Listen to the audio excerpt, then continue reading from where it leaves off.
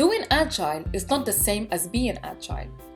Doing Agile can be learned in a 2 to 3 days class that teach the basics of Scrum and Kanban. It is focused on practices, iterations, user stories, and much more. Being Agile requires much more: a cultural shift to an Agile mindset, as well as changes to the way employees are managed, motivated, trained, and hired. The human brain is divided into two major parts: the left and the right brain.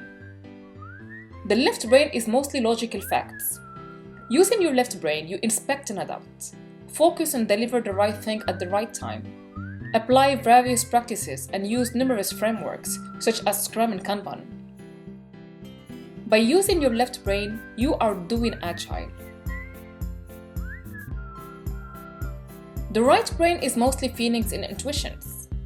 When using your right brain, you trust, you collaborate, you bring joy at work, learn continuously, bring in transparency, and finally, you live and breathe the 4 values and 12 principles of Agile.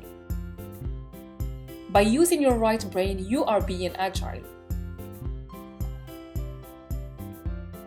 This is an important difference between people who are truly being Agile and those that are simply practicing Agile techniques. Focusing only on practices or frameworks without taking the Agile mindset into account compromises the Agile journey.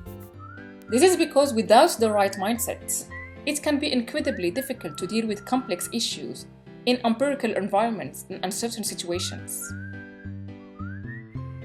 Agile is a mindset put in practice through demonstrating behavior as living the values through actions.